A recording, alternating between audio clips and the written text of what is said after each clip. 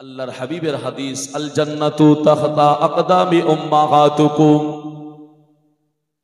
রাসূল আমার বলেন, প্রত্যেকটা মানুষের পিতা মাতা যে আছে, উম্মাহা মানে হলো মা।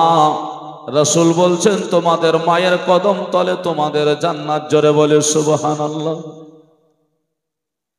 রাসূলুল্লাহ আমার জানিয়েছে, যেই মানুষটা জ্ঞান অর্জন করে, দিন শিক্ষা অর্জন করার জন্য বাড়ি থেকে বের হয়ে আসে, আপনারা যে সত্যিকারী দিন অর্জন করার জন্য, জ্ঞান অর্জন করার জন্য বাড়ি থেকে বের হয়ে এসেছেন, যতক্ষণ বাড়িতে পৌঁছাবেন না, যতক্ষণ বাড়িতে যাবেন না, এর মধ্যে যদি ঈমান থাকে আর মউত যদি হয়ে যায়, আল্লাহর নবী বলছেন ওই ব্যক্তি হলো জান্নাতি। জোরে জোরে বলে সুবহানাল্লাহ। এর মানে নবী আমার বুঝালেন, বাড়ি থেকে এসেছেন, বেরিয়েছেন, জান্নাতি হয়ে বেরিয়ে গিয়েছেন।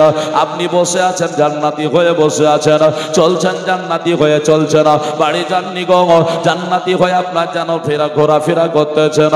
আল্লাহর হাবিব বললেন, শোনো, সাহাবীদেরকে নিয়ে এইরকম করে আলোচনা শুরু হয়ে গেল।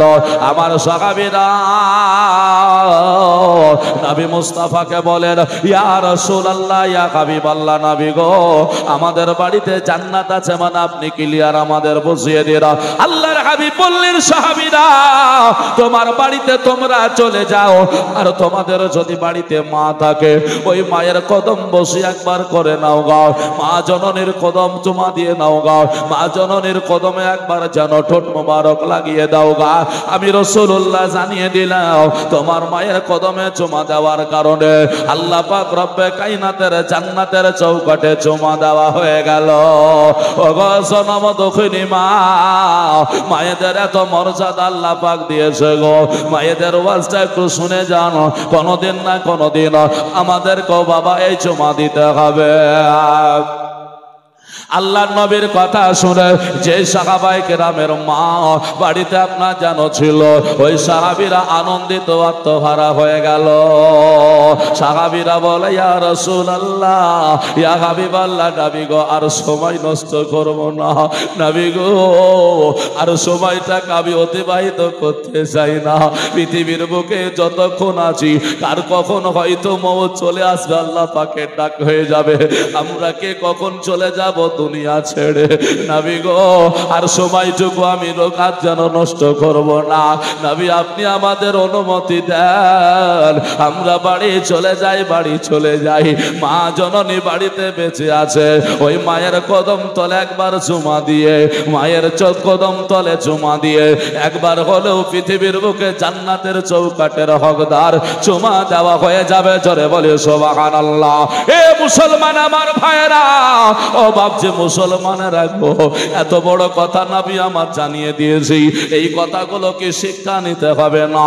এই কথাগুলো নিয়ে যখন বাড়ি থেকে এখান থেকে বেরিয়ে যাবেন, আপনার যদি মরণ হয়ে যায়, রাসূল বলেছেন আপনি জান্নাতি হয়ে যাবেন। যার যার মা জনম দুঃখিনী বেঁচে ছিল, ওই সাহাবায়ে কেরাম আল্লাহর নবী মুস্তাফার কাছে অনুমতি নিয়ে আপনার যেন যেতে আরম্ভ করে, চলে যায়। বাড়ি যাওয়ার পরে মায়েদের কদম বসি করতে আরম্ভ করেছে, হাত লাগায়, কেউ বাগাতে চুমা দেয়। ও মুসলমানে না আমার গো, এইভাবে যখন কদম বসি আরম্ভ হয়ে গেল, জনম দুঃখিনী মা ছেলেদের মাথায় বাবা হাত দিয়ে বলে, আল্লাহর নবীর সাহাবীদের মাথায় হাত দিয়ে বলে, ও বেটা বলো, আমার কদম আজকে হঠাৎ করে সে চুমছো কেন? বলো। বলে, আমার পা কদম চুমা কেন দিচ্ছ বলো? সাহাবীরা বলে, ইয়া রাসূলুল্লাহ, ইয়া হাবিবাল্লাহ, ওগো আল্লাহর হাবিব, আজ আমার মা জননী প্রশ্ন করেছে, আপনার কথাটা উত্তরটা দিয়ে দেব। প্রত্যেকটা সাহাবী আপন আপন মায়ের কাছে বলেছিল, ওগো জনম দুঃখিনী মা, আমার নবী মুস্তাফা বলেছে, বলে মায়ের কদম তলে চুমা দিলে জান্নাতের চৌকাঠে চুমা দেওয়া হয়ে যায়, এই কারণে চুমা দিতে আরম্ভ করে দিয়েছি। তারা আর সৌভাগ্য দুনিয়াতে তাদের হলো, আর আপনার নবী মুস্তাফার কথা শুনে মায়ের কদম তলে চুমা দিয়ে দিল। যার জনম দুঃখিনী মা পৃথিবীর বুকে বেঁচে নাই, দুনিয়ার বুক থেকে চিরতরের মতো চলে গিয়েছে, দাঁড়িয়ে দাঁড়িয়ে কাঁদে, কেউ বা বসে বসে কাঁদে। নবী মুস্তাফার দিকে তাকাও, নবী বলে আমার সাহাবীরা কাঁদছো কেন? বলো চোখের কেন পানি ঝরে রে? সাহাবীরা বলে ইয়া রাসূলুল্লাহ, ইয়া হাবিবাল্লাহ, নবী গো, এত বড় ফজিলতের কাজ আপনি বললেন, এত বড় সওয়াব পাওয়া যায় মায়ের কদম তলে চুমা দিলে। নবী গো, দুনিয়াতে বেঁচে থাকাকালীন যদি জান্নাতের চুমা দেওয়া যায়, এই সৌভাগ্য কার না কপালে মিলেছে? যার যার আছে তারা পেয়ে গেল, আমাদের মা নাই তাই কান্না করতেছি। জগৎ ছেড়ে মা আমার চিরতরের মতো বিদায় নিয়ে কবরস্থ হয়ে গিয়েছে, মা দুনিয়ার বুকে বেঁচে নাই। নবী আমার বললেন, এ আমার সাহাবীরা, তোমার মা বেঁচে নাই তো কি হয়েছে? তোমাদের কান্না করার দিন নয়, তোমাদের আনন্দের দিন। কারণ হলো তোমরা আমার কাছ থেকে ভালো পথ পেয়ে গেলে। যাও যাও, তোমরাও বাড়ি চলে যাও, আর বাড়ি যাওয়ার পরে যার যার মা কবরস্থ হয়ে কবরের বুকে শুয়ে আছে, ওই মায়ের কবরের দিকে চলে যাও, চার হাত ধরে দাঁড়িয়ে দাঁড়িয়ে জিয়ারতটা করবে, মায়ের কদম তলে হাতটা লাগাবে, ওই মাটিতে আপনার যেন পায়ের দিকে হাতটা লাগাবে, হাতটা জমা দেবে। আমি রাসূলুল্লাহ জানিয়ে দিলাম, তুমি তোমার মায়ের কদম তলের মাটিটা জমা দেওয়ার কারণে আমার আল্লাহ রব্বুল আলামিন তোমার মায়ের কদম তলে চুমা দেওয়ার সওয়াবটা দান করে দেবে। সুবহানাল্লাহ, সুবহানাল্লাহ। যার মা আছে সেও ফয়সালা পেল, যার মা নাই সেও ফয়সালা পেল, তারা তো আনন্দিত হলো। ও আমার ভাইরা, বাপসিরা, মুসলমানেরা গো, মায়ের মর্যাদা তাহলে কত দিয়েছেন নবী আমার চিন্তা করুন। আমার জনম দুঃখিনী মা যারা এখনো পর্যন্ত আমাদের বেঁচে আছে গো, ওই মায়েদের উদ্দেশ্যে আমি বলে যাই, আপনাদের মর্যাদা কত আল্লাহ দিয়েছে আর একটু শুনে যান, তাহলে বুঝতে পারবেন। ব্যাপার আপনার জানো, যার পৃথিবীর বুকে মা নাই তারও ফয়সালা হয়ে গেল। কিন্তু কেউ কোন সাহাবী আমার বললেন, ইয়া রাসূলুল্লাহ, ইয়া হাবিবাল্লাহ, নবী গো, আমার জনম দুঃখিনী মা চিরতরের মতো বিদায় নিয়ে কবরস্থ হয়ে গিয়েছে, কিন্তু আমার মা আর কোন কবরে আছে আমি কোনো চিহ্ন পাবো না। আমাদের কবরস্থান বড় কবরে দাফন করে দিয়ে এসেছি, আমার মায়ের কবরের চিহ্ন আমার কাছে নাই। এটা তো সাহাবীরা বলেছিলেন।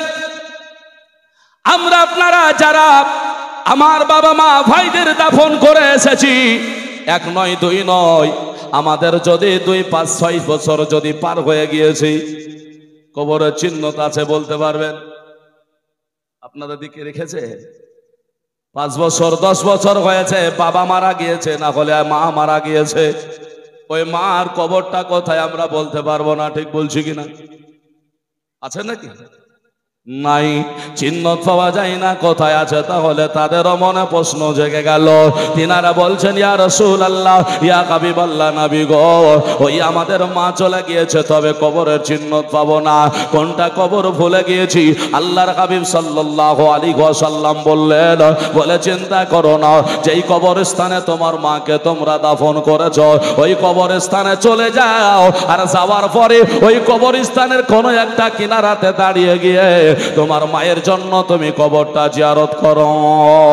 ওই কবরস্থানের কোনো একটা জায়গাতে তুমি হাতটা লাগাইয়া দাও, আর এটাকে তোমার মায়ের কবর মনে করো, আর ওটা পায়ের দিকে মনে করে হাতটা চুমিয়ে নিও। আমি রাসূলুল্লাহ সাল্লাল্লাহু আলাইহি ওয়াসাল্লাম ফয়সালা দিয়ে গেলাম, তোমার মায়ের কদম তলের চুমা দিয়ে যে সবটুকু পাওয়া যেত, আমার আল্লাহ তোমাকে সে সবটা দান করে দেবে। জোরে বলে বলে সুবহানাল্লাহ। তাহলে নবী মুস্তাফা আমার সেই মর্যাদাটুকু আপনার যেন দিয়ে দিয়েছেন।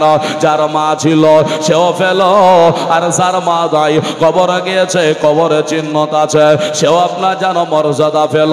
তার কবরের কোনো চিহ্ন পাওয়া গেল না, বাবা সেও যেন আপনার মর্যাদা পেয়ে গেল। একজন সাহাবী আপনার যেন বসে বসে কাঁদছে, মনটা বড় খারাপ হয়েছে, নবীকে কথা বলে না, নবীকে বলতে পারে না, বুক ফেটে যায়। আল্লাহর নবীকে কিবা শিক্ষা দে, কিবা বলবো। আল্লাহর হাবিব দেখার পরে বলে, আমার সাহাবী কান্না কেন করো, চোখের পানি কেন ঝরায়া কাঁদছো, বলো বলো। সবার আজকে ফয়সালা হয়ে গেল, তোমার কি ফয়সালা হলো না? তোমার কি হয়েছে বলো, তুমি কি শুনবে না? তুমি তাড়াতাড়ি করে বলো, তোমার চোখের কেন পানি? ওই সাহাবী বলে, ইয়া রাসূলুল্লাহ, ইয়া হাবিবাল্লাহ, নবী গো, এই কারণে আমি কাঁদতেছি। বলে, সবার ফয়সালা হলে আমার হয়নি। বলে, কেন? আল্লাহর হাবিব সাল্লাল্লাহু আলাইহি ওয়াসাল্লাম বলছেন, বলো তোমার ফয়সালা হয়নি, কারণটা কি বলো? আল্লাহর নবী মুস্তাফাকে বলে, নবী গো, আমার মা জন্ম দুঃখিনী, এখনো পর্যন্ত আপনার কালমা পড়ে মুসলমান হয়নি। বেটা হলো মুসলমান, নবীর কালমা পড়ে মুসলমান হয়ে গিয়েছে, কিন্তু আপনার জানো ওনার জনম দুঃখিনী মা কালমা পড়েনি, মুসলমান হয়নি। শুধু এমনটা নয়, আল্লাহর নবীর নামটা শুনলে বাবা গালি দেয়, আল্লাহর নবীর নামটা শুনলে আপনার যেন থাকতে পারে না, চলে যায়, নবী নবী করলে পারে বিরক্ত বোধ করে। সাহাবী বলে, ইয়া রাসূলুল্লাহ, আজকে জনম দুঃখিনী মা আমার পৃথিবীর বুকে বেঁচে রইল, কিন্তু আমার মায়ের কদম চুমা দেওয়ার মতো সৌভাগ্য হলো না। আমার মা যদি ইসলাম কবুল করত, তাহলে পরে আমি জনম দুঃখিনী মায়ের কদম তলে চুমা দিয়ে জান্নাতের চৌকাঠে চুমা দেওয়ার হকদার আমি আপনার একজন সাহাবী হয়ে যেতাম। আল্লাহর নবী বলে, তোমার মা এখনো ইসলাম কবুল করেনি। বলে না, আল্লাহর নবী বলছেন, এ আমার সাহাবী বলো তুমি কি চাইছো, বলো বলো। উনি অন্য কোন সাহাবী নয় গো, আল্লাহর নবীর কাছের সাহাবী, আল্লাহর নবী মুস্তাফার কাছে মাকে লুকায়া গোপনে আপনার যেন গিয়েছিলেন। উনি অন্য কেউ নয়, আল্লাহর নবীর সাহাবী, যার নাম হলো হযরতে আবী হুরায়রা রাদিয়াল্লাহু তাআলা আনহু। আবু হুরায়রা কেঁদে কেঁদে বলে, ওগো নবী গো, আমি আপনার কাছে কিছু চাই না, এই সৌভাগ্য আমার যেন হয়ে যায়, আমি যেন নসিবে পেয়ে যাই। নবী গো, আপনি আমার মায়ের জন্য একবার দোয়া করে দেন, আমার মা যেন কালমা পড়ে মুসলমান হয়ে যায়। সাহাবী দোয়া চাইছেন নবীর কাছে, বলে, হুজুর আপনি দোয়া করে দিন, মা যেন আপনার কালমা পড়ে মুসলমান হয়ে যায়।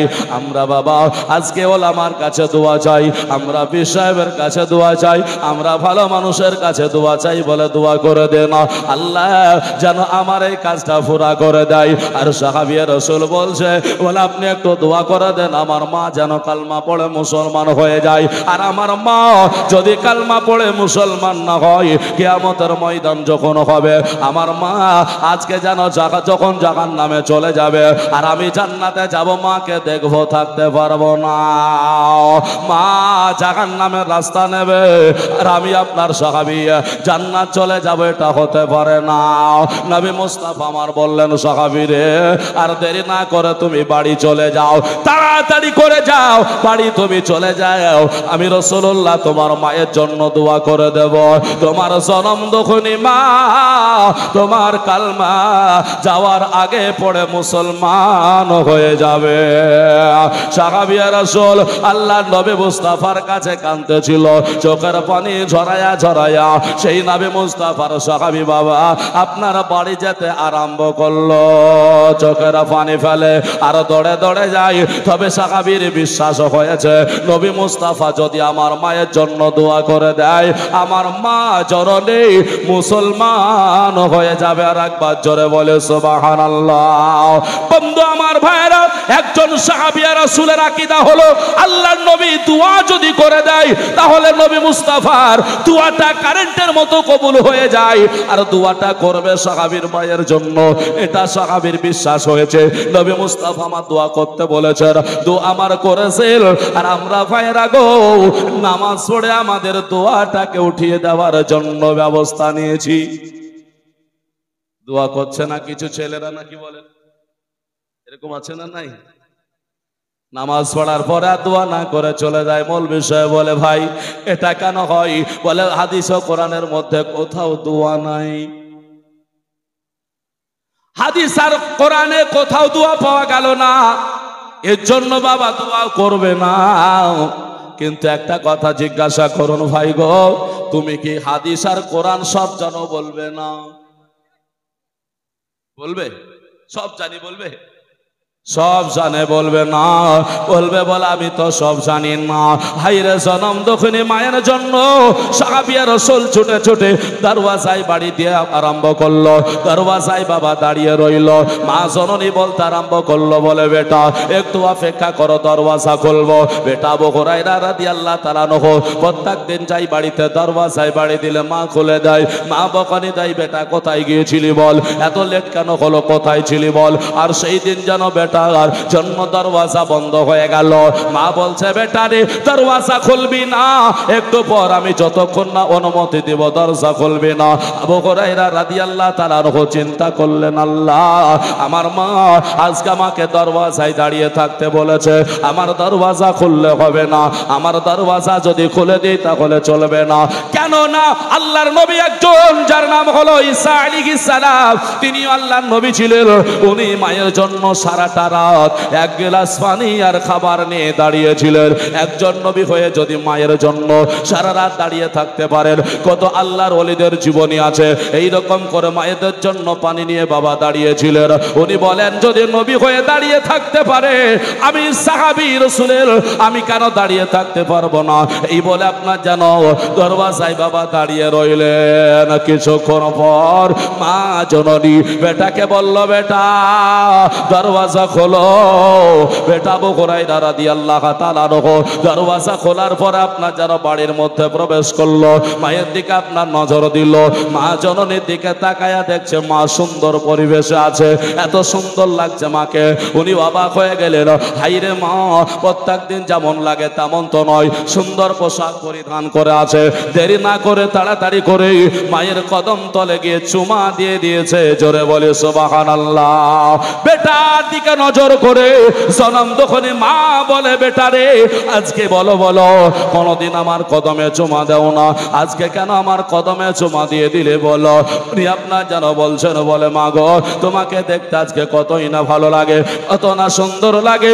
আমার থাকতে না পেরে আমি রাসূলের কথার দিকে লক্ষ্য করে আমি বড় বিশ্বাস করে নিয়েছি। মা তুমি আর মুশরিকা নাও, ওগো মা তুমি আর অন্য ধর্মে নাও, ওগো মা তোমার পরিবর্তন দেখে আমি মনে করলাম তুমি নবীর কালমা পড়ে মুসলমান হয়েছো, তার জন্যই তো আমি তোমার কদম চুমা দিয়েছি। জোরে বলে সুবহানাল্লাহ।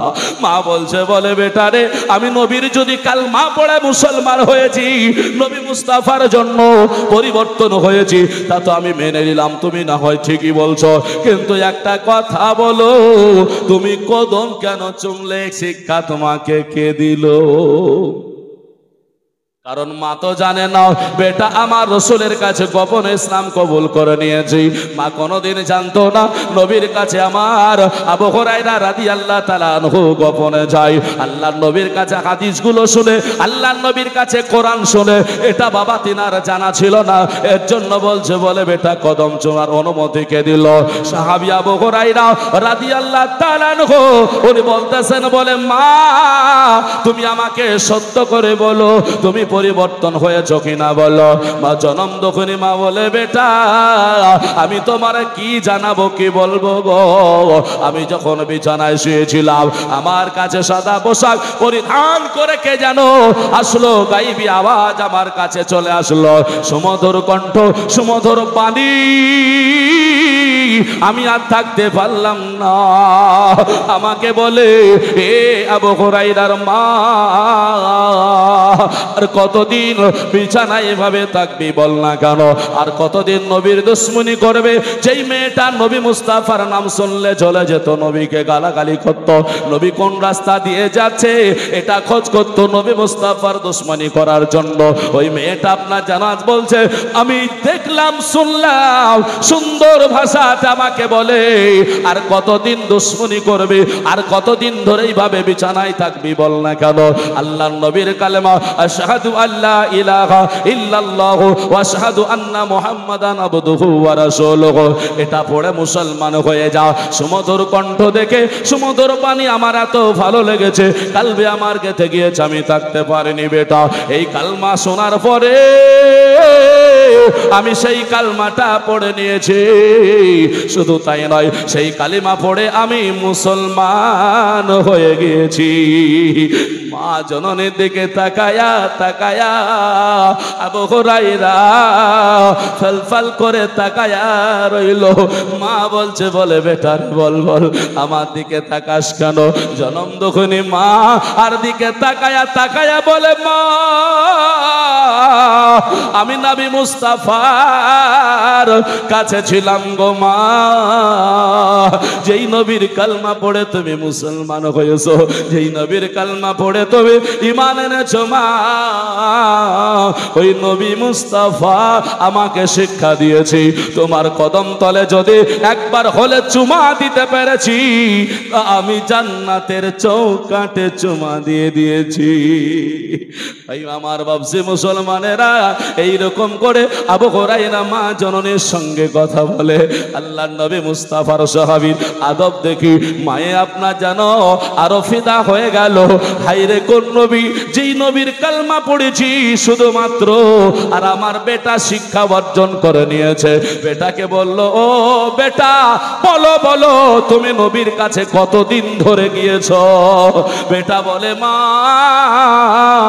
আমি একটা দুটো দিন নয় এক বছর ধরে নবী মুস্তাফার কাছে আমি যাওয়া আসা করি। আল্লাহর নবী মুস্তাফা যখন আপনার বক্তব্য দিচ্ছিলেন, নবী আমার যখন বুঝাচ্ছিলেন, আমি থাকতে না পেরে আমি জানো দৌড়ে দৌড়ে চলে এসেছি। তবে নবী মুস্তাফার কাছে আরজি জানিয়েছিলাম। জোরে বলি নারায়ে তাকবীর, নারায়ে রিসালাত, মাসলাকে আলা হযরত।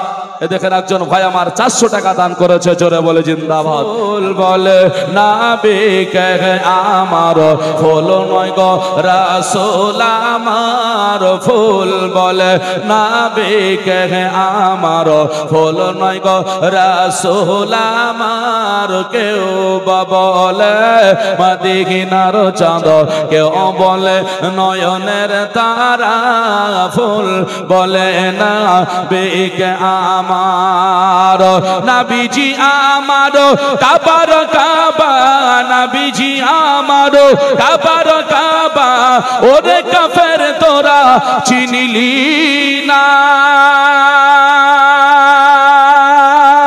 তোদের জ্বালায় দয়ার নবী, তোদের জ্বালায় মায়ার নবী, তোদের জ্বালায় দয়ার নবী, তোদের জ্বালায় মায়ার নবী। মক্কা ছেড়ে যান মদিনায়, ফুল বলে নবীকে আমার ফুল নয় গো রাসূল আমার। কেউ বা বলে মদিনার চাঁদ, কেউ বলে নয়নের তারা, ফুল বলে নবীকে আমার।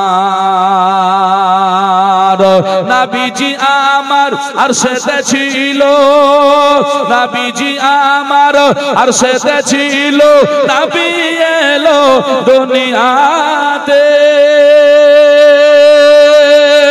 নবী স্রষ্টাতে ছিল, সৃষ্টিতে এলো, নবী স্রষ্টাতে ছিল, সৃষ্টিতে এলো। জোরে বলে সুবহানাল্লাহ। ভালো করে বুঝতে হবে আল্লাহ তাবারক ওয়া তাআলা রেখেছিলেন কোথায়? নিজের কাছে আরশে মুআল্লায়। তাই বলছে স্রষ্টার কাছে ছিল, সৃষ্টিতে এলো, স্রষ্টার কাছে ছিল, সৃষ্টিতে এলো, রাসূল আকরাম সাল্লাল্লাহু আনন্দেতে উঠলো মেতে, আনন্দেতে উঠলো মেতে, ভোর গেলে মান ফারেস্তারা ফুল বলে না বেকে আমার, ফুল নয় গো রাসূল আমার। কেউ বা বলে মদিনার চাঁদ, কেউ বলে নয়নের তারা, ফুল বলে না বেকে আমার। আল্লাহুম্মা সাল্লি আলা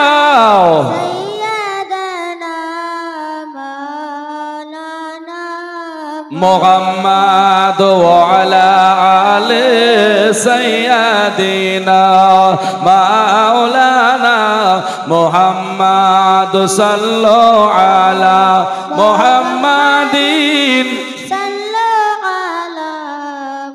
মোহাম্মদ হরদম সবা সেনে কালো পাক নামে, মোহাম্মদ হরদম সবা শফিআনা মুহাম্মদ সাল্লাল্লাহু আলাইহি ওয়াসাল্লাম। বাবজি আমার ভাইরা, আল্লাহর নবী মুস্তাফার সাহাবী আবু হুরায়রা রাদিয়াল্লাহু তাআলা আনহু মায়ের কাছে এরকম করে আপনার যেন ঘটনাটা বললেন, মা আমি যেন আপনাকে লুকিয়ে গোপন করে আজ যেন নবী মুস্তাফার দরবারে গিয়েছিলাম। ইতিপূর্বে কয়েকদিন ধরে নয়, আমি যেন কয়েক মাস নয়, কয়েক বছর ধরে যাওয়া আসা করে আল্লাহর নবীকে চিনেছি, নবীকে বলেছি, নবী তোমার জন্য দোয়া করেছে। আজকে যেন আল্লাহ পাক রব্বুল আলামিন দোয়া কবুল করে নিয়েছে। আইনে মুসলমানেরা, সেই সাহাবীর আদর্শ চরিত্র দেখি মা ফেদা হয়ে গেলেন। মা বলছে বলে, বেটা রে, যেই নবীকে আমি গালি দিয়েছি, যেই নবীকে আমি আজকে যেন কত অত্যাচার করেছি, ওই নবী এত ভালো, ওই নবী এত মহাব্বতকারী, ওই নবী মুস্তাফা কেমন, ওই নবী মুস্তাফার চরিত্র আদর্শ এত ভালো, যেই নবী মায়ের কদম তলে চুমা দিতে বলে, ওই নবী কোনো দিনই খারাপ হবে না।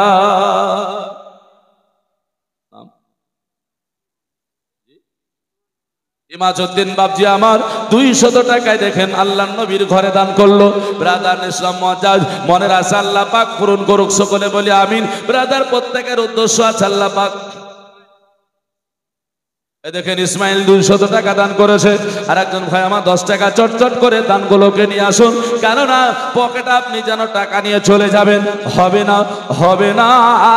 কারণ হলো এটা তো সবার ইতিহাস জানা, কত মানুষ আপনার মুখে খাবার ভরেছে, পেটে যায়নি, মারা গিয়েছে, কার কখন আপনার যেন মওত চলে আসবে। আসুনে গিয়ে যাই জনম দুঃখিনী মা বেটা আবু হুরায়রা রাদিয়াল্লাহু তাআলা আনহুকে বলছেন, বলে দেখেন আবু বকর নওজওয়ান 500 টাকা নবী মুস্তাফার ঘরে দান করলেন। নারায়ে তাকবীর, নারায়ে রিসালাত, মাসলাকে আলা হাযাত, উলামা আহলে সুন্নাত, দ্বীন ইসলাম, মাশাআল্লাহ, জাযাকাল্লাহ। আবু বকর ভাই নওজওয়ান 500 টাকা দান করেছে। এই রকম করে আর 9টা যুবক ভাই, বয়স্কদেরকে বলছি না, যুবক ভাই যাদের বিয়ে হয়নি, এইরকম দেখি তাদের দানের হাত কত, যে মাত্র 500 করে টাকা। যদি আর 9টা যুবক ভাই আসেন, আমি খাস করে দোয়া করব। অনেক যুবক ভাই আমার আছেন এদিক ওদিকে ঘোরাফেরা করছেন, বাগানে মেলাতে খেলাতে হাজার হাজার টাকা নষ্ট করছেন, ফুরিয়ে দিচ্ছেন। এখানে 500 টাকা, আসুন আবু বকর ভাই আমার 500 টাকা দিয়েছে। আপনারা নওজওয়ান পারবেন না, কোথায় আছেন একটু ঝটঝট করে চলে আসুন। মুসলমান আমার ভাইরা, আবু বকর সিদ্দিক রাদিয়াল্লাহু তাআলা আনহু আজকে যেন নামের সঙ্গে আবু বকর নাম রেখেছে।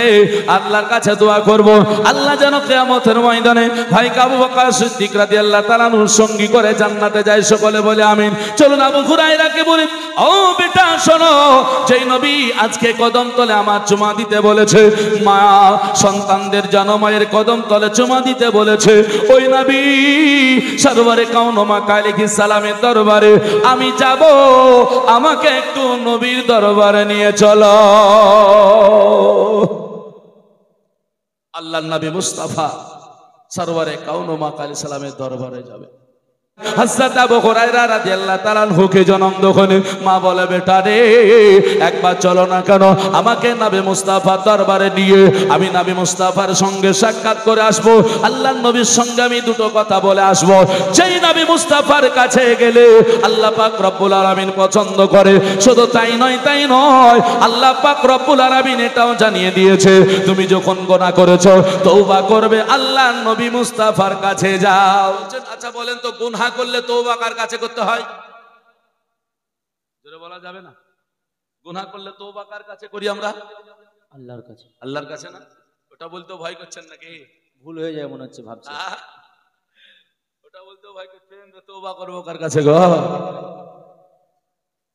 মুসলমান আমার ভাইরা, যে নবীর আলোচনা করছিলাম, যে নবী মুস্তাফার কাছে সাহাবীর মা যেতে চাইছে, আমার আল্লাহ বলে, বান্দা ওই নবীটাকে তোমরা জানো না, ওই নবীটাকে কোরআনকে জিজ্ঞাসা করুন। কোরআন সূরা নিসা আয়াত নাম্বার 63 আল্লাহ বলছেন, ওয়ামা আরসালনা মির রাসূলিন ইল্লা লিইউতাআ বিইذনিল্লাহ।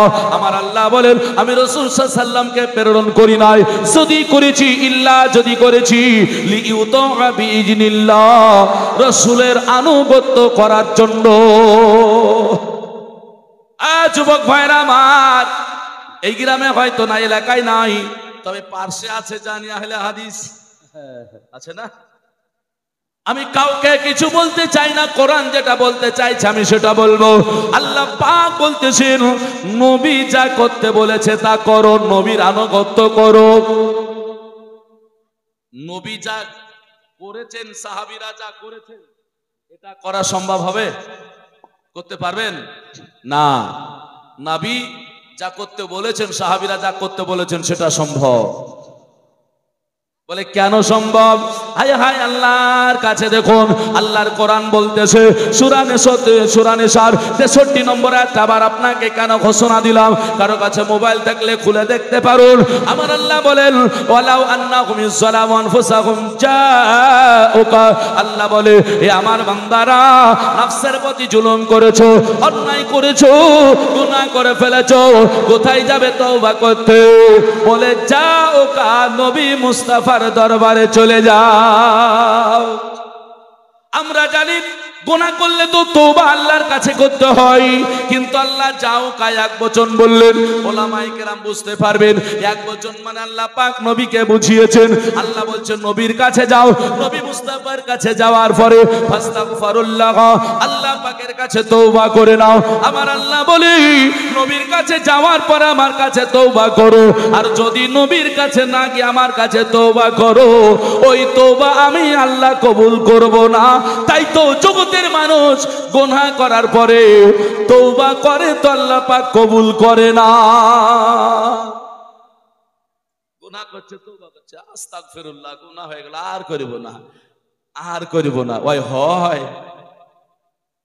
তওবা করার নিয়ম জানতে হবে, বুঝেছেন? রাতকালে চুরি করে এসেছেন, আমাদের ওখানে এক চোর চুরি করেছে, বুঝেছেন? কি চুরি করেছিল জানেন? পিপিয়া চুরি করেছে। তখন রাস্তাঘাট কাদা ছিল, দেখে নিয়েছে রাত্রিতে, তোর পিছু লেগে গেছে, দৌড়তে দৌড়তে পায়ে কাদা দিয়ে ও বাড়িতে কিন্তু ল্যাপের তলে ঢুকে পড়েছে। এবার এই পিছু যাওয়ার বাড়িতে জিজ্ঞাসা করছে, তুই পিপে চুরি করে এলি কেন? বলছে, কই চুরি করে এলাম, আমি তো চুরি করিনি। বলে, না চুরি করেছি। বলে, না করিনি। তোর পায়ে কাদা কেন? চোর বলছে, আমিও তো ভাবছি আমার পায়ে কাদা কেন। আমাদের এলাকার কথা বলছি, বুঝেছেন? মানে ও বলছে, আমিও তো ভাবছি কাদা কেন। হ্যাঁ, আমরা গুনাহ করে ফেলেছি, যে তওবা করছি। মানুষ বুঝাই তুই যে তওবা করেছিস, বলে কই, বলে তওবা করেছি। আমিও তো ভাবছি তওবা করেছি তো গুনাহ হয় কেন। আর আল্লাহ বলে তওবা যদি করতে হয় তো যাও কার নবী মুস্তাফার কাছে যাও। মাশাআল্লাহ, জাযাকাল্লাহ। মায়েরাই দেখেন 500 টাকা পাঠিয়েছে, আরো 200 100 করে পাঠিয়েছে। একটু দোয়া করতে বলেছে, ইনশাআল্লাহ দোয়া করব। মায়েরা চিন্তা করেন না, আপনাদের জন্য দোয়া করব। আপনাদের আলোচনাও শোনাচ্ছি, একটু এবার আকাইদের কাছে এসেছি। তাহলে গুনাহ করে তওবা করতে হবে নবীকে ধরে আল্লাহর কাছে। তওবা আল্লাহর কাছে হবে, এটা ঠিক, কিন্তু যতক্ষণ নবীকে না ধরবেন হবে না। আল্লাহ প্রথমে তওবা করার আগে নবীর কাছে যেতে বললেন, আগে নবীর কাছে যাও। এবার দেখবেন যারা অন্য আকাইদের লোক আছে, ওরা বলবে এই দেখো দেখেছো মৌলভী সাহেবদের বক্তব্য, এরা নবীর কাছে তওবা করবে গো। মানে এ বুঝলোই না যে নবীকে ধরতে হবে, আল্লাহর কাছে তওবা করতে হবে, নবীর কাছে মানে আগে যেতে হবে। তার দৃষ্টান্ত উদাহরণ আয়াতের তাফসীর করেছেন, ব্যাখ্যাকারী ব্যাখ্যা করেছেন। ওই আয়াতটা স্পষ্ট আপনাকে বুঝাই না হলে বুঝতে পারবেন না। দৃষ্টান্ত উদাহরণ মূলক একটা আপনার যেন ওয়াকিয়া আছে, সে ওয়াকিয়া উদাহরণ স্বরূপ বলে দিই। আল্লাহর নবী মুস্তাফা আসার পূর্বে জাহিলিয়াতের যুগে একটা দুটো নয়, আপনার দাগিয়াতুল কালবির নেতৃত্বে 100 কন্যাকে হত্যা করা হয়েছিল না? কন্যা সন্তান হলে মেরে দিত না? আমি দেখে আসলাম, নিয়ে গেছিল আল্লাহ আমাকে, আমি দেখলাম কাবা শরীফের পাশে একটি জায়গা আছে যেখানে দাফন করা হতো। হাজী সাহেব থাকলে আমার কথাটা মিল করে নেবেন, 9-10 নম্বর গেটের কাছে সম্ভবত আছে। মুসলমান আমার ভাইরা, সেই দাগিয়াতুল কালবি আল্লাহ পাকের তরফ থেকে যখন আয়াত আসলো, নবী বললেন, আল্লাহর আয়াত আসলো, আয়াতটা হলো লা তাকনাতুম মির রাহমাতিল্লাহ। আল্লাহ বলেন আমার রহমত থেকে যেন নৈরাশ্য না হয়ে যায়, দূরে সরে না যায়। আল্লাহ পাকের আয়াত দাগিয়াতুল কালবির কাছে চলে গেল। দাগিয়াতুল কালবি চিন্তা করে, আল্লাহ একটা দুটো নয় 100 কন্যা হত্যা করে দিয়েছি, এত বড় গুনাহ আমার কি আর ক্ষমা হবে? চিন্তা করে আর ভাবে, আল্লাহ আমি কেমন করে ক্ষমা পাবো? সেই দিন দাগিয়াতুল কালবি বাড়িতে তওবা করেনি, সেই দিন দাগিয়াতুল কালবি মসজিদে তওবা করেনি, সেই দিন দাগিয়াতুল কালবি কোন জঙ্গলে ঘাটে তওবা করেনি। দাগিয়াতুল কালবি এই কোরআনের আয়াতের দিকে লক্ষ্য করলো। আল্লাহ বলেছেন যদি তওবা করতে হয়, গুনাহ যদি মাপ চাইতে হয়, নফসের প্রতি জুলুম করে যাও কা নবীর কাছে যেতে হবে। প্রত্যেকটা ওয়াজিলা, প্রত্যেকটা মুকাররিরা, প্রত্যেকটা আপনার যেন বক্তারা বক্তব্য রেখেছে, আপনারা শুনেছেন, দাগিয়াতুল কালবি নবী মুস্তাফার কাছে চলে যায়। আল্লাহর নবীকে বলে, ইয়া রাসূলুল্লাহ, ইয়া হাবিবাল্লাহ, নবী গো এত বড় গুনাহ করেছি, আমার গুনাহটা কি ক্ষমা হবে না? হবে না, আপনার কাছে এসে গিয়েছি। আল্লাহ পাকের নবী বলে, এ দাগিয়াতুল কালবি শোনো শোনো, তুমি যদি তওবা করো, কোরআনের আয়াত দেখো, কোরআন বলছে ইয়া আইয়ুহাল্লাযীনা আমানু উতুবু ইলাল্লাহি তাওবাতান নাসুহা। এই ইমানদার বিশ্বাসী বান্দারা, তোমরা অন্তর থেকে তওবা করো। আল্লাহ পাকের নবী বললেন আল্লাহর কাছে ফাস্তাগফিরুল্লাহ, তওবা করে নাও, ওয়াস্তাগফারা লাহুমুর রাসূল। আর আমার আল্লাহ বলে ওই তওবাতে যদি আমার রাসূলুল্লাহ সমর্থন করে দেয়, যদি তওবাতে রাসূল সমর্থন করে দেয়, ওয়াস্তাগফারা লাহুমুর রাসূল, আমি যে তওবা করব নবীকে ধরে, ওই তওবাটা যদি আল্লাহ সমর্থন করে দেয়, কি হবে? লা ওয়াজাদুল্লাহ তাওবান নাসুহা, লা ওয়াজাদুল্লাহ তাওবাতান নাসুহা। আমার আল্লাহ বলে, এ বান্দারে, যদি নবী সমর্থন করে দেয়, তাহলে তুমি আমাকে অত্যন্ত ক্ষমাশীল দয়ালু পেয়ে যাবে। নবী যদি সমর্থন করে, অত্যন্ত ক্ষমাশীল। অত্যন্ত মানে কি বোঝায়? যে 10 টাকা দান করছেন তিনিও দানকারী, যে 2000 টাকা দান করছেন তিনিও দানকারী, না কি বলেন? কিন্তু 2000 টাকা যিনি দান দিলেন তিনি হলেন অত্যন্ত দানকারী, যিনি 10 টাকা দিলেন তিনি দানকারী, কিনাকে অত্যন্ত বলবে না। কমের মধ্যে। আল্লাহ বলছেন আমি তো ক্ষমাশীল, কিন্তু নবী যদি তোমার তওবাতে সাপোর্ট করে দেয় তাহলে আমি অত্যন্ত ক্ষমাশীল তোমার জন্য হয়ে যাই। জোরে বলে সুবহানাল্লাহ। তার মানে ও ক্ষমা পাবেই। তাহলে আয়াত থেকে কি বোঝা গেল?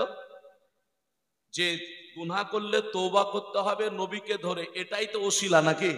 জি, এটাই তো ওসিলা। ওসিলা মানে কি? মাধ্যম, জারিয়া, আরবিতে বলে ওসিলা। এটা সবাই বুঝতে পারে না, দিয়ে বলে দেয় ওসিলা মানে হারাম। বলে না, বলে না, জি, ওসিলা মানে হারাম বলে দিল। যেমন মুমতাজুল ইসলাম কলকাতার, এ তো হাদিসও বলে না, কোরআনও বলে না, শুধু যুক্তি দেয়, উক্তি তো নাই, আর মানুষকে বলে চলে যায়। মানুষ বলছে ঠিক আছে ঠিক আছে ঠিক আছে। ও মক্কা মদিনা থেকে, মদিনাতে দাঁড়িয়ে দাঁড়িয়ে এদিকে জিজ্ঞাসা করছে, আচ্ছা যে লোকটা কথা বলছিল যারা দেখেছেন বলেন তো বাঙালি না মদিনার মক্কার লোক? ও তো বাঙালি, এখান থেকে পড়তে গেছে ওখানে। ওকে জিজ্ঞাসা করছে বলো তো মদিনাতে নবী দিবস পালন হয় কিনা? খ্যাপা বলে না কি বলে বলেন তো দেখি? এর চাইতে আর খ্যাপা কেউ আছে? ওখানে গিয়ে জিজ্ঞাসা করছে আচ্ছা মদিনাতে যা হবে তা এখানে করতে হবে না। মদিনা শরীফে রসুলের রওজায় পশ্চিম সাইডে, পশ্চিম মদিনা নববী মসজিদের পশ্চিম সাইডে 65 থেকে 67 গেটে হসপিটাল আছে। হসপিটালের সাইডে মিউজিয়াম আছে। আমি দেখে আসলাম। মিউজিয়াম মানে বুঝতে পারছেন তো নাকি? ওখানে মনে হয় ওয়াজ নসিহত হয় নাকি? মিউজিয়ামে কি হয় গো? বড় করে লেখা আছে মিউজিয়াম। আচ্ছা ওখানে ভালো জিনিস হয়? আচ্ছা বলেন মদিনাতে মিউজিয়াম হচ্ছে, তাহলে মিউজিয়ামও করো না কেন? মদিনাতে যা হবে তা যদি করতে হয়। মাশাআল্লাহ, দেখেন গাজলু ভাই 20 কিলো ধান 100 টাকা। আল্লাহ দানকে কবুল করুক, সকলে বলে আমিন। তো বুঝিয়ে দিই আপনাকে ব্যাপারটা।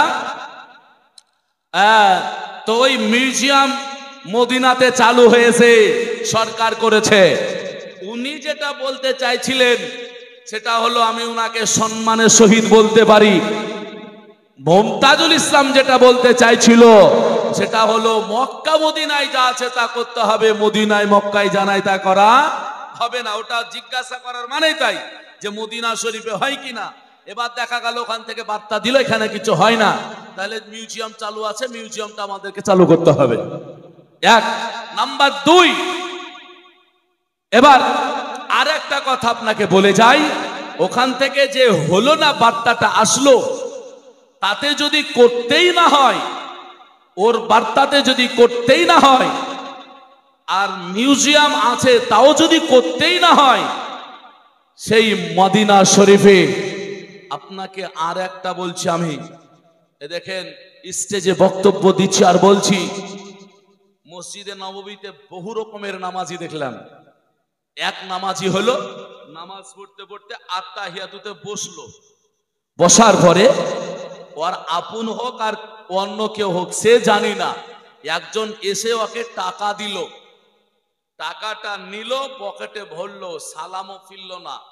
আমার ধারণা আত্তাহিয়াতু সম্পূর্ণটাই হয়তো হয়েছে কিনা, উনি নামাজ থেকে উঠে চলে গেলেন, ওর নামাজ হয়ে গেল। এটা হলো মসজিদে নববীর নামাজ। কিছু লোকের, এক মসজিদে নববীর মুয়াজ্জিন হজ করেছেন, হাজি যারা আছেন, কথাটা মিথ্যা যদি হয় এক্ষুনি প্রতিবাদ করবেন। মসজিদে নববীর ইমামকে কয়জনা দেখেছেন আমি জানি না, আমি দেখেছি। মুয়াজ্জিনকে কয়জনা দেখেছেন আমি জানি না, আমি দেখেছি, ভিডিও করে এনেছি। মুয়াজ্জিন আজান দিচ্ছে জুম্মাতে, আল্লাহু আকবার বলে একবার হলো হাত ছেড়ে দিল, আবার আল্লাহু আকবার, আবার হাত ছেড়ে দিচ্ছে, আবার আল্লাহু আকবার, হাত ছেড়ে দিচ্ছে। আমাদের এদিকের আহলে হাদিস বলেন, আহলে খবিস বলেন, আর ওহাবি বলেন, আর খারেজি বলেন, আর ফারাজি বলেন, এরা তো কেউ একবার ইয়াওয়া করলো না। আজানে করে নাকি? করে না। এটা হলো জুম্মার মুয়াজ্জিন। আর কি করলো মুয়াজ্জিন? মুয়াজ্জিন এবার নামাজ পড়ছে, ওদের ধরেন সেই কুব্বা আছে বড় এরকম, মাথাতে সেই ফেটাটা টায়ারের লাগানো আছে, বেচারা নামাজ পড়ছে, ইয়া ঠিক করছে, ও ঠিক করছে, এই করতেই আছে। আমার কাছে ভিডিও আছে, এই এদিক ওদিক আছেই, এসব করছেই।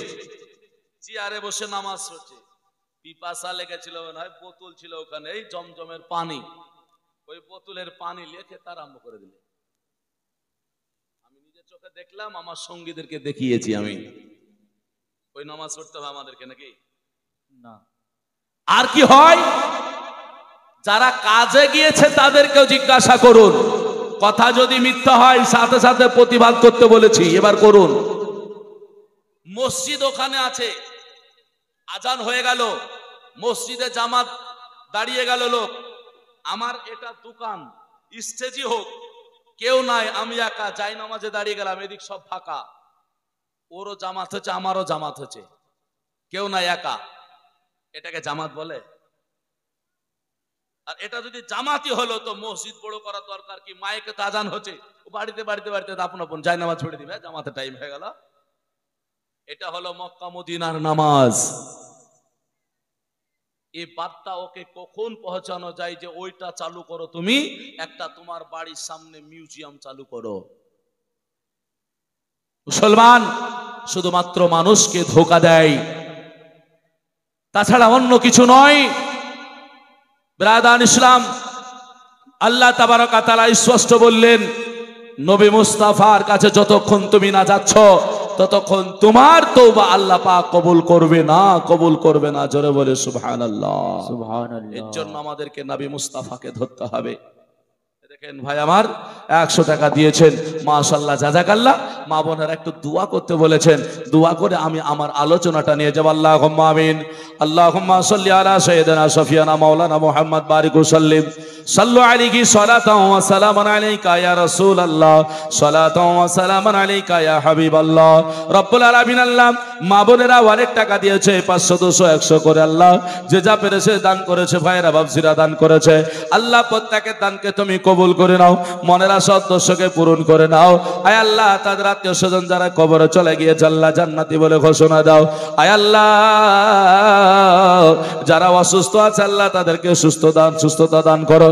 আল্লাহ ফিলিস্তিনের মুসলমানকে তুমি হেফাজত করো, সারা বিশ্বের মুসলমানকে তুমি হেফাজত করো। আল্লাহ বেদিন নাদান ইহুদি যারা আছে, আল্লাহ তাদেরকে তুমি দমন করে দাও, ফিলিস্তিনের ইসলামের জয় তুমি এনে দাও। আয় আল্লাহ তুমি তো মুসলমানকে পরীক্ষা করবে, না জানি আমাদেরকে হয়তো তুমি পরীক্ষায় ফেলে দিয়েছো। আয় আল্লাহ তবে ফিলিস্তিনে যারা আছে, আল্লাহ যদি পরীক্ষায় হয় তাহলে পরীক্ষায় যেন উত্তীর্ণ হয় সেই তৌফিক দান করো মাওলা। আয় রাব্বুল আলামিন, বদরের প্রান্তরে যখন নবী মুস্তাফা সাল্লাল্লাহু আলাইহি সাল্লাম যুদ্ধে গিয়েছিলেন, আল্লাহ তোমার ফেরেশতা দিয়ে তুমি সাহায্য করেছো ফিলিস্তিনের মানুষকে, আল্লাহ তুমি সেই রকম ভাবে আল্লাহ তুমি সাহায্য করে নাও। দুনিয়ার মুমিনদেরকে দিয়ে হোক, তোমার ফেরেশতা দিয়ে হোক, যেভাবে হোক না কেন আল্লাহ তোমার কাছে একটাই দোয়া চাই, আল্লাহ তোমার ঘর মসজিদ আকসাকে তুমি নামাজ পড়ার জন্য মুসলমানদের স্বাধীন করে দাও। রব্বানা আতিনা ফিদ দুনিয়া হাসানাতাও ওয়া ফিল আখিরাতি হাসানাতাও ওয়া কিনা আযাবান নার। আমিন সুম্মা আমিন বিহাক্কি লা ইলাহা ইল্লাল্লাহ মুহাম্মাদুর রাসূলুল্লাহ সাল্লাল্লাহু তাআলা আলাইহি ওয়াসাল্লাম। বাপজি ভাই আমার মুসলমানেরা, তাই তো কোরআন বুঝতে হবে। কোরআন যদি না বোঝেন তাহলে হবে না, যতক্ষণ পর্যন্ত কোরআন বুঝতে পারবেন না হবে না। বাপজি আমার ভাইরা গো, চলুন না কেন আর একটু আপনাকে এগিয়ে নিয়ে যাই, আর একটা কোরআনের আয়াত দিয়ে যাব। ব্রাদার ইসলাম, আপনি বুঝতে পারবেন আল্লাহ পাক রব্বুল আলামিন আমাদেরকে কেমন ভাবে চলতে বলেছেন। তবে আলোচনা যেটা ছিল আবু হুরায়রা রাদিয়াল্লাহু তাআলা আনহুকে, দেখেন বাপজি আমার একটা কোরআন শরীফ দান করলেন। সুবহানাল্লাহ। আপনার বেঁচে আছে শাশুড়ি? জি জি। বাবা আপনারই তো দাঁত পড়ে গেছে, বা শাশুড়ি বেঁচে আছে গো। তারপর জামাইকে দিয়ে পাঠিয়েছে, দেখেছেন? শাশুড়ি মা তো শাশুড়ি মা দিয়েছে, আপনি দিলেন না? হ্যাঁ ইনশাল্লাহ আপনিও দিয়ে যাবেন। একজন ছোট্ট ভাই আমার 200 টাকা দান করলেন, আল্লাহ পাক দানকে কবুল করুক, সকলে বলেন আমিন। তবে ভাই ব্রাদার, এ দেখেন এর জন্যই বলে যে জামাই কোনোদিন পুরাতন হয় না, নাকি বলেন? জামাই নতুন নতুনই থাকে। জামাই বয়স্ক হয়ে গেছে, শাশুড়ি জামাইয়ের হাত দিয়ে সম্মান দিয়েছে, যে জামাই আছে জামাইয়ের হাত দিয়ে পাঠাতে হয়। বিরাদার ইসলাম, আল্লাহ পাক ওনার শাশুড়িকে হায়াতে দারাজ করুক, ইমানদার বানাক, সকলে বলি আমিন। তবে ভাই এইদিকে হয়তো টাকা দিয়ে যাচ্ছেন আমি বুঝতে পারছি না। ব্রাদার, আমি 500 করে টাকা চেয়েছিলাম 9টা যুবক ভাইয়ের কাছে, একটু আসবেন না এইদিকে সামনে এসে আমার হাতে দিয়ে আমি দোয়া করব, টাকাটা একটু জমা করব ইনশাআল্লাহুল আজিজ। একটু আসুন আমি আলোচনাটা নিয়ে চলে যাই। মায়ের আজকে ওয়াজ করছিলাম, মাকে কি করে সেবা করতে হয়, মাকে কি করে ভালোবাসতে হয়, সাহাবীদের কাছ থেকে শেখা উচিত। তো তাকিয়াতুল কালবি সেই দিন নবী মুস্তাফার কাছে গেলেন, আল্লাহর কাছে তওবা করলেন। নবী মুস্তাফা তওবায় সাপোর্ট করলেন, সমর্থন করলেন যে আল্লাহ তুমি ক্ষমা করো বলে আমার আল্লাহ পাক সেই দিন তাকিয়াতুল কালবিকে ক্ষমা করে দিয়েছেন। শুধু ক্ষমা নয়, তাকিয়াতুল কালবি কেমন ক্ষমা করেছেন যে আল্লাহ পাক ওনাকে নবী মুস্তাফার সাহাবী বানিয়ে দিয়েছেন। সুবহানাল্লাহ সুবহানাল্লাহ। বেশক নবীর ঈমান নিয়ে এসেছিলেন, শুধু সাহাবী নন, আল্লাহ পাক এত মর্যাদা দান করেছেন ওনাকে যে আল্লাহ তাবারক ওয়া তাআলার ফেরেশতা জিবরাইল আলাইহিস সালাম যখন নবীর কাছে আসতেন তখন আমার তাকিয়াতুল কালবির রূপ ধারণ করে জিবরাইল নবী মুস্তাফার দরবার আসতেন। আরেকবার জোরে বলে সুবহানাল্লাহ। মুসলমান আমার ভাইরা, তাই তো নবী পাক আলাইহিস সালামের আপনার যেন দেখার জন্য, নবীকে আপনার যেন সচক্ষে দর্শন করার জন্য হযরত আবু হুরায়রা রাদিয়াল্লাহু তাআলা আনহুর মা জনম দখনে উনি আপনার যেন বললেন, বেটা চলো একবার হলেও সেই নবীকে দেখবো যেই নবীকে আমি গালি দিয়েছি, যেই নবীর প্রতি অত্যাচার করেছে, যেই নবী মুস্তাফার প্রতি আমি করেছিলাম। আমার আবু হুরায়রা রাদিয়াল্লাহু তাআলা আনহু জনম দখনি মাকে বললেন, বলে মা চিন্তা করবেন না, আমি অবশ্যই নিয়ে যাব, তবে আপনি যেন গিয়ে কোনো পরিবর্তন দেখা দিবেন না, যেমন আছেন তেমন থেকে যাবেন। জনম দখনি মাকে নিয়ে এক পা দুই পা করে আপনার যেন চলতে আরম্ভ করলেন। আপনার এক পা দুই পা করে আল্লাহর নবীর দরবার আপনার গিয়ে হাজিরি দিয়েছেন। আবু হুরায়রা বলে, মা একটু অপেক্ষা করুন, আমি নবী মুস্তাফার দরবার থেকে ঘুরে আসি, আল্লাহর নবী আমার কোথায় আছে একবার খোঁজ নিয়ে আসি। সাহাবী রাসূল বাড়ির মধ্যে আল্লাহর নবীর হুজরাখানায় প্রবেশ করলেন, আল্লাহর নবীকে সালাম দিলেন। সালাম দেওয়ার পরে আল্লাহর নবীকে আমার বলতেছেন, বলে ইয়া রাসূলুল্লাহ, ইয়া হাবিবাল্লাহ, নবী গো আপনার দরবারে এসেছি, দুটো কথা বলবো। আমার নবী বলে, সাহাবী আজকে এত হাসি খুশি কেন মনে হয়? আমার দরবারে ছিলে, কান্না করতেছিলে, আমার দরবারে যখন ছিলে অঝর নয়নে কান্না করেছিলে, আজ তুমি বলো আজকে কেন তুমি এত হাসি খুশির মধ্যে আছো, তুমি আমাকে বলো। সাহাবী রাসূল বলে, ইয়া রাসূলুল্লাহ, ইয়া হাবিবাল্লাহ, নবী গো আমি এই কারণে আজকে হাসি খুশিতে আছি যে আজকে আমার মা জনম দখনে আপনার কালমা পড়ে মুসলমান হয়েছে। শুধু তাই নয় আপনার দরবারে নিয়ে এসে উপস্থিত করে দিয়েছি। আল্লাহর নবী বলে, সাহাবী কই তোমার মা? সাহাবী রাসূল বলে, ইয়া রাসূলুল্লাহ, ইয়া হাবিবাল্লাহ, নবী গো আমার মাকে রাস্তায় দাঁড় করে আমি আপনার কাছে দুটো কথা বলতে এসেছি।